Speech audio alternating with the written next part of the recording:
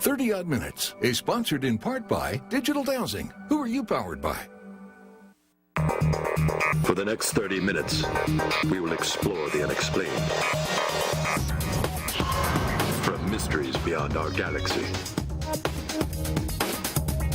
to ghostly phenomena in our own backyard. We will dive into our psychic abilities and explore everything from conspiracies to the just plain weird. Welcome to 30 Odd Minutes. If the truth is out there, we will find it. But only by sheer accident. Hey!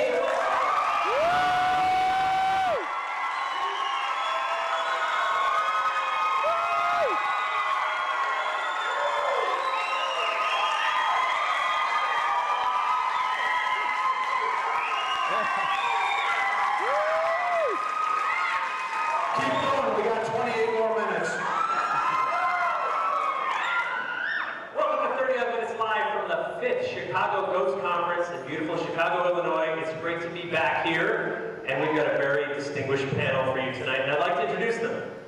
Ursula, that's Chris. Dave, this is Josh. Larry, that's Josh. No, okay, we'll get to them in a second. All right, folks, as some of you may know, each week, 30 Odd Minutes broadcasts live from a spaceship, the Mothership, which is hovering somewhere over Chicago, and I want to check in with my crew. Hold on a second here. It's good to be here over Chicago, and I've come up with this sensor that's going to help us hone in on the spirit energy. See, I've been getting some strange readings from Archer Avenue. It's, right near the cemetery. Yeah, in a place called Chet's Melody Lounge. Now, once I've logged in, I should be able to beam in the ghost aboard the Mothership.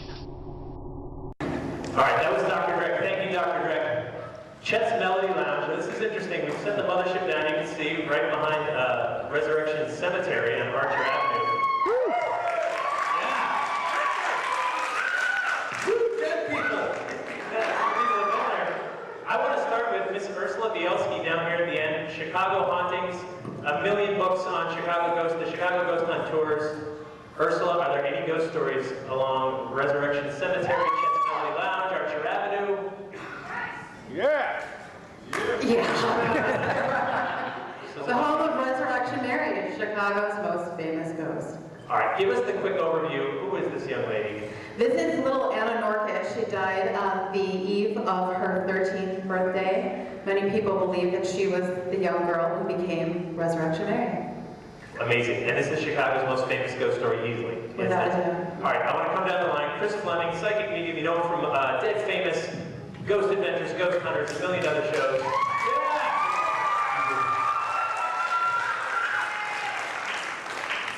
And of course, the Chicago Blackhawks connection. Chris, you're a Chicago guy. You grew up here. When did you first hear about Resurrection Mary? Oh, probably when I was a kid. Years ago, I used to hear about. The thing that I grew up though was Cuba Road, which was kind of similar to Resurrection Mary because there was a story of a ghost hitchhiker there. So we used to go there around Halloween in high school, and we'd do a Ouija board on the side of the road. So it was pretty cool. Scary too. Would you? But not Chicago's only ghost story by any means. I know Bachelor's Grove is a place near and dear to your heart. Yeah, I love it. There's a couple people buried there. I guess from here, the audience tonight or something. There's some clapping. So tell us about Bachelor's Grove Cemetery. Some of your experiences there. Oh, geez. I was just there last weekend. Okay. Had a great time doing the Spirit Box. Never got to do the Spirit Box at Bachelor's Grove. Got some great results. Actually talked to a spirit named William that I got an EVP back in 1998. So I said, is William here? And you hear this, yes, I'm here, which was remarkable. But over 10 years ago, I used to go there back in the 90s, late 90s, and would get EVPs. Probably the coolest thing I ever saw was this bar of light that appeared. I was with 4 other people. 2 people were walking in. I'm like, oh, great, so people coming into Bachelor's Grove. As we're standing there, this light appears, and I've never seen anything like that. And one of the kids saw it too. We were transfixed, just glued to this thing for about 8 seconds, and it completely just vanished. So that was my own visual thing that I've seen at Bachelor's Grove. And it's an amazing place. I know Ghost Adventures went there as well, and it's just it's one of those stories. It makes your paranormal radar. When you're looking for places when Chicago comes up, it comes up again and again. And I'd like to go to Dave Schrader now from Darkness Radio, also from Paranormal Challenge, and now from Ghost Adventures as well. Dave Schrader.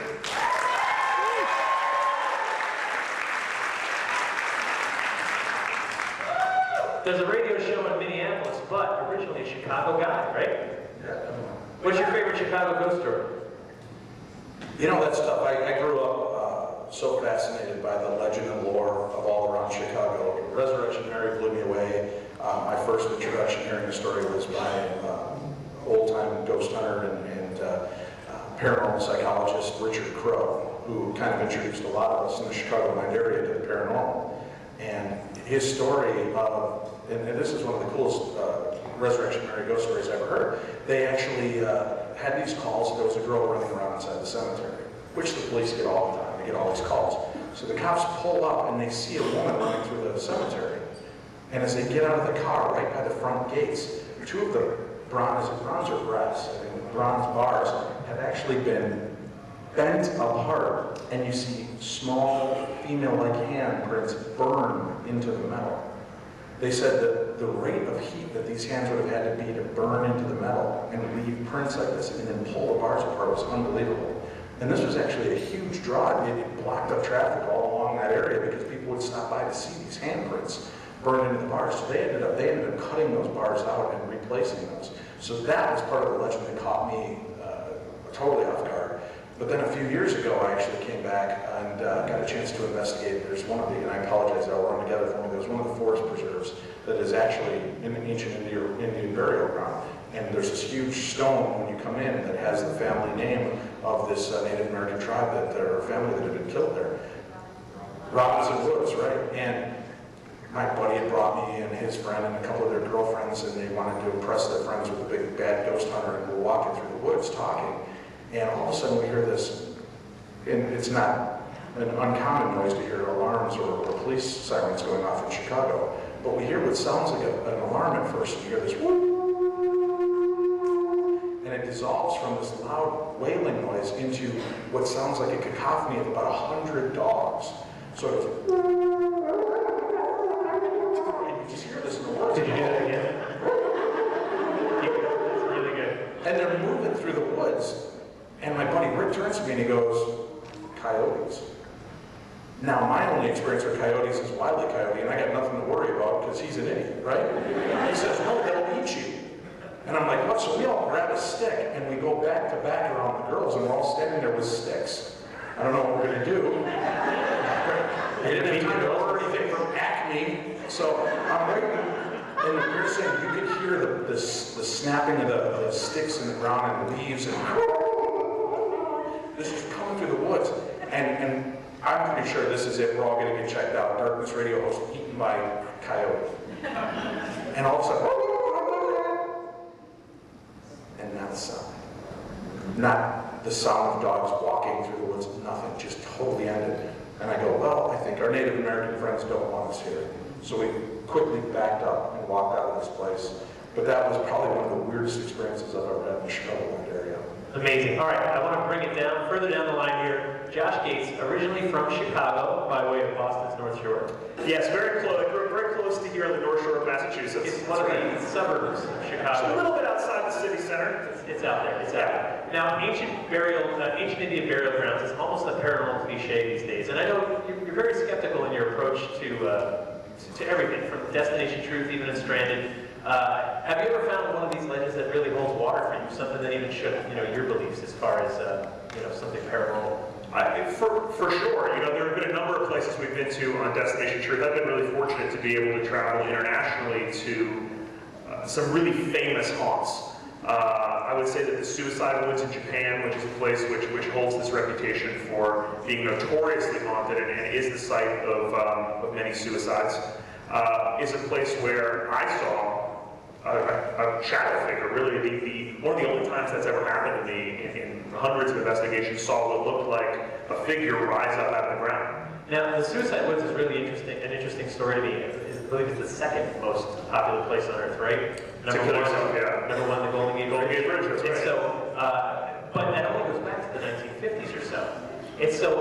And it all goes back to a novel. Someone wrote a cheesy novel in Japan, and it was these star-crossed lovers, very much a rip-off of Shakespeare, and they go there and they commit harry-carry in these woods. And other people get the idea, to the point where many, many people go there each year. There's a place, you don't have to believe in the paranormal or not, it's become a reality for hundreds and hundreds of people who take their own lives in those woods. What happens to a location when the legend becomes reality? You know what I mean? Can you feel that when you walk in those woods? Well, you can.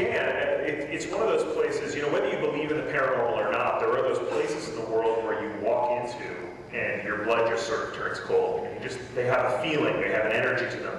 And that forest has a very particular feeling to it. It's a very scary place. And it's also scary because you may find a dead body there. You know, I mean, it's scary. Look, you don't have to believe in ghosts for that to be a scary place.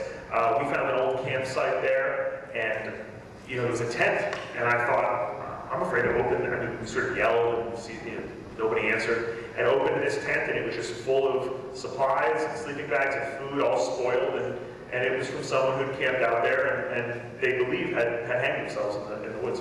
Wow, the frightening place. Yeah. All right, last, certainly not least, I'd like to introduce Larry Arnold, author of the book Ablaze, which is a study of spontaneous human combustion. We're going to switch gears a little from ghosts and weird places to strange phenomena that really doesn't get a lot of attention, as I think a lot of paranormal subjects don't get a lot of attention. It becomes a reality for millions of people the world over, but it's left to the fringe. It's left to people like us, which is really frightening. Seriously, look at us. I mean, really frightening. That's a great group of people to have it left to. I know, it is. So what drew you into spontaneous human combustion and the study of that subject? Well, an iconoclast by nature, and also very curious. And we were introduced to this in junior high school, and through our academic career thereafter, nobody seemed to know anything about spontaneous human combustion. So we started looking around, and lo and behold, we found a lot of evidence over decades that, on occasion, the human body will do very strange incendiary phenomena to itself. Smoking, blistering, all the way to becoming burned more completely than can a crematorium accomplish.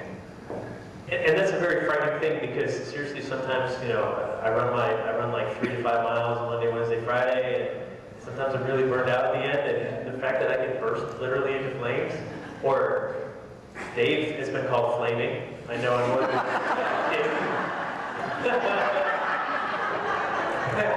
Is this yet something else I need to worry about at night besides everything else?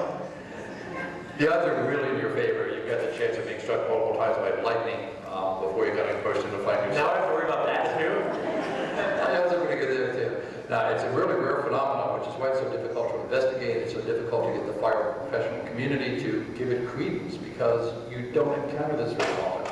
And that's one of the challenges of the subject, and certainly of other paranormal subjects. It's not something you can take to the laboratory and say, on demand, let's pull up another case of spontan. And here at the Chicago Ghost Conference, you're going to be presenting some of the evidence, the photographic evidence, things like that, of this phenomenon? We'll be showing a lot of photographs that we've amassed, and a lot of factual history, the medical reports, interviews that we've conducted with firemen, sheriffs, and so on, and let the audience decide whether or not our interpretation of the evidence is valid, or whether the debunkers are right. I truly hope you're not scheduled after lunch. Before lunch. Good schedule, Ursula. Who wants barbecue? Anyone? No, just me? Just me. All right, I want to check in with our crew real quick. Matt and Andrew are still aboard the mothership, see if they're getting any readings for never. Jeff, I think we may have a lock on something. You think it could be Resurrection Mary? All right, that's kind of cool. All right, so our sensors are actually picking something up, and maybe later on in this mission, the ship's over there, we'll get something. That's kind of cool. All right, let's go back to Ursula real quick. Ursula, you've been doing Chicago Ghost Hunting, Chicago tours, and so on forever and ever. What is it about this city that lends itself to so much great haunted history? Well, I always say that there are 3 reasons why we think Chicago is more haunted than other cities. One of them is all the water that's in Chicago. Of course, we're situated right on Lake Michigan, one of the largest freshwater bodies in the world. And probably for a million years, people believed that ghosts hated water, couldn't cross over it, avoided it. Well, now, of course, a lot of us believe that because ghosts seem to be made of electrical energy, that places that have a lot of water are places where you're most likely to encounter ghosts. So, Lake Michigan, the Chicago River, the Des Plaines River, and a lot of other bodies of water in the area, we think really encourages ghostly phenomena, or at least the experience of them. The other thing is a lot of Native American history here, and we think that a lot of the sites where the Native Americans were forced off their land really line up with the haunted places here in Chicago that have a lot of intense phenomena. The number one reason, though, here in Chicago, we have a long history of not commemorating tragedy. All of the huge disasters that have occurred here, where hundreds of lives have sometimes been lost at one time. It's very rare to find a plaque or a memorial statue at any of these locations. The site of the St. Valentine's Day Massacre was bought by the city in the 1970s specifically so that no one could ever build a tourist attraction there or even put up a plaque on the property. So it stands empty today for that reason, and it's like that with so many of the tragedies in our past. So we think it's that lack of commemoration of the dead that leads, we think, the dead to kind of make some more noise and get us talking about them. When you do think about disasters, the Great Chicago Fire, the Devil in the White City, which is now a post office, the post office building. And like you said, I remember on one of your tours, you took me to the site of the St. Valentine's Day Massacre. It's literally like a little grassy patch in a parking lot and a little tiny plaque, and you go, wow, that's it. And the plaque is, you'd miss it, you could walk right by it. Amazing. Yeah, you're right. I didn't even think about the disastrous history of this incredible city. So, all the legitimate businessmen that come through here, Jeff. A mafia joke. A mafia joke. All right, Chris Fleming, psychic medium. What about using intuition when you're going into some of these places? Do we all have this ability? Do you think? How do people like me, people that don't identify ourselves as psychics or mediums, how do I tap into those feelings and emotions that are in a location? Well, it depends. If you're looking at, you have two questions there. First question is, you say using our intuition. Everybody has intuition, there's no doubt about it. The problem is you're aware of it or you're conscious of it. What I mean by that is every one of us is a spiritual being, every one of us is a soul and spirit that originates as conscious energy. When we're conscious energy, there's no such thing as really psychic abilities and everything. In that term, we all are conscious of everybody else's thoughts.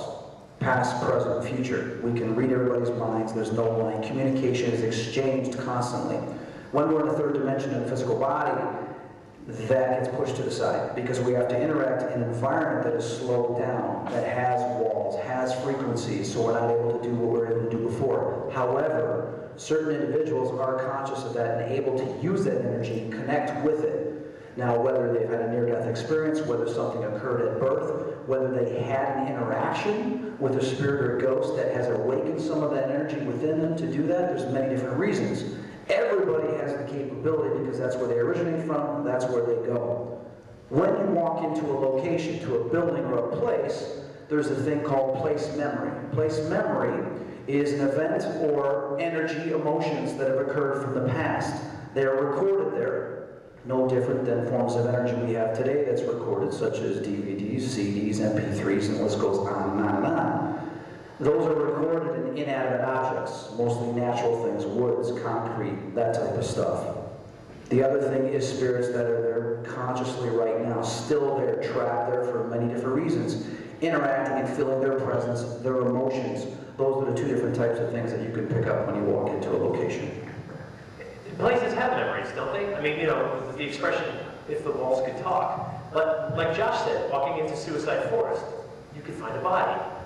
Just in the sense that the history just weighs on you. And we're human, we pick up on it, right?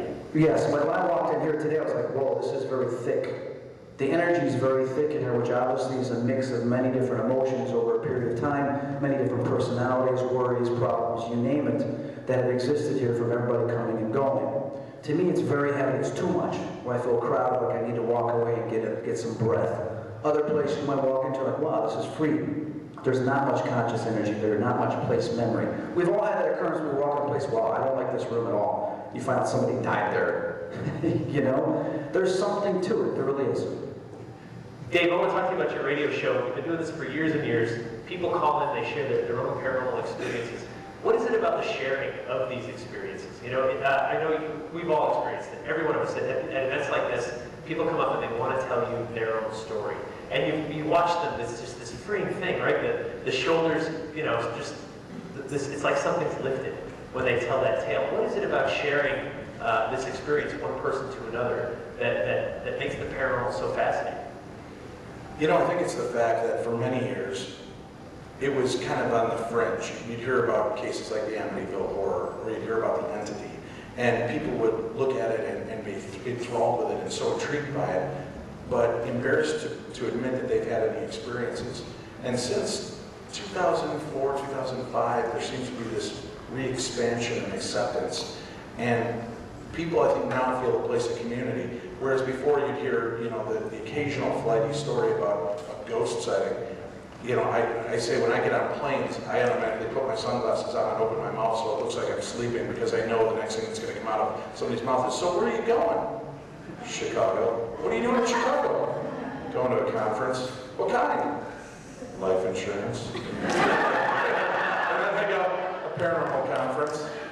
"Oh, you know, when I was a kid." And I think it's this moment that everybody now has the freedom to share and let it out. I'll tell you, doing a show, we're going to launch into our 9th year this January. 9th year. And there are times when Tim and I are talking to a guest, and we're looking at each other like, "Oh, are you kidding me? Oh my God, could this person be any more loony? This story is so far out there." And then the next day I'll get 100 emails from people that say, "I'm so glad you had that person. I felt suicidal at times because I thought I was alone. I thought I was the only person that ever had that experience."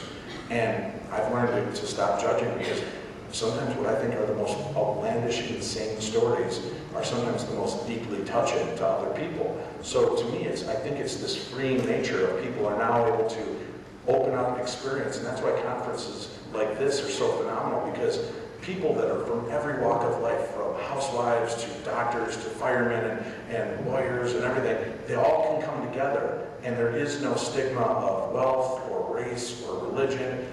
We're all on the same even playing field, and we all have an interest in something different. Absolutely. All right, Josh Gates, I want to ask you about how do we take these paranormal stories and bring them to television? You really have to Just hold that for me, David. Just hold it for me. A little bit. Perfect. You know, because it's such a challenge, you know, because we've all been on investigations of all kinds, Larry, look at cases, it can take months, years to look at a single case. How do you bring that to the television screen and still keep it honest and keep it real? Well, it's a challenge, and certainly on Destination Truth, it's a particular challenge because we often have to go halfway around the world just to get to the investigation. I think for me, early on in the show, I tried to make peace with the fact that we're not going to be able to be completely thorough. We're not going to be able to be the last word on this location. I think in the television landscape, what we're trying to do is tell the story to people who don't know it. We want to take our viewers to a place they haven't been to before, to experience a culture that they have never maybe even heard of before, and to hear about either a cryptozoological or paranormal case that they don't know much about, or that we can illuminate a bit more about. And we do want to do a credible investigation in the time that we have, but I think that to some extent it's about getting the viewer excited about the story so that they can pick up the case, in a sense, and hopefully continue to read and research about it and even visit these places. Here's the thing some people don't quite understand about various legends, right? And by legend, I don't mean that the story's not true, it's a lie or anything. Take Resurrection Mary, for example. The story's not done. It's not over, right? It's still being written week after week. Someone could have a sighting this weekend, and it evolves. So if you're a television show and you go to capture that, all you're doing is taking a snapshot. This is where it's at today, right? You can never be the last word on a legend, because even things that seem to be over, the death of Anna Norca years ago or whatever, it's not over. The story continues. That's right, and for us, as I said, we're particularly hamstrung on Destination Truth by having to travel so far for some of these stories, and then to only be able to stay for a few nights once we get there. But I think it's about adding to the story, it's about adding to the legend, and writing a piece of the next chapter, and then hopefully inspiring people to continue to learn about it. All right, now I want to ask Larry Arnold, how do you deal with skeptics? Some of us, we come from really honest places. We just want to tell the story. We want to capture the legend, not judge it. right? I mean, I think a lot of us are just saying, hey, this is what people experience.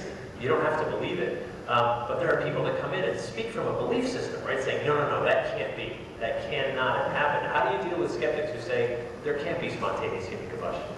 Boy, we counted a lot of those skeptics. I bet. We say simply look at the evidence, look at it honestly and forthrightly, examine the facts, and if it doesn't fit the current criteria and orthodoxy, then you need to broaden your perspective. If you can explain to us how these amazing cases that we'll be sharing with the audience here at the conference tomorrow at the start of National Fire Safety Week. Oh, is it really? Oh, that's awesome. Oh, that's great. Are you Chicago firefighters? Come on down tomorrow. You know, if you can explain this to us conventionally, we're happy. There's lots of mysteries in the universe on this planet to explore.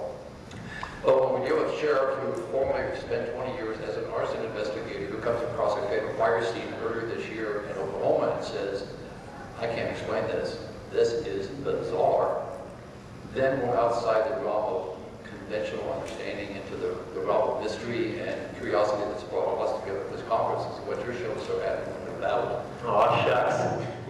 You know, every one of these folks has been on 30 Odd Minutes at some point in time. Thank you all. You know, it's been fun over the years, you know, just shedding light on these stories. You know, Josh and I were talking before the stage show tonight about how once you start going down the rabbit hole, why stop? You know, why stop at just ghosts? Why stop at just UFOs or otherwise? There's so much out there, and you really have to throw it all on the table at some point and say, well, I got to look at everything. I can't, you know, if you start judging, you're kind of finished. All right, speaking of judging and capturing ghosts, I want to check back in with our crew real quick, see if they've had any progress with Resurrection Mary. We got her locked in. Dreck, you ready to beam her on board? Okay, I've locked in on her now, and I'm gonna beam her aboard.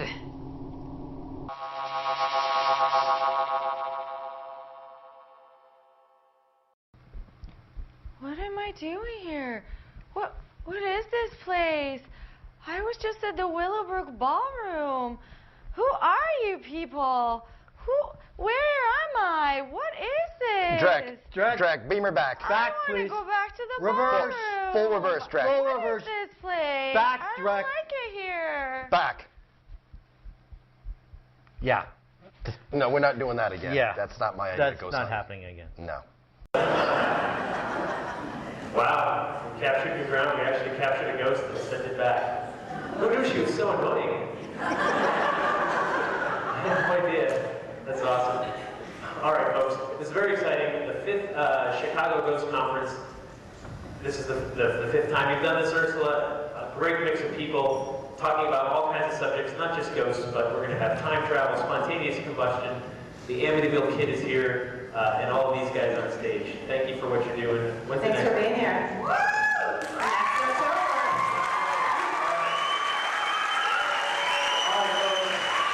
Thank you for joining the Mothership Live. Until next time, stay on.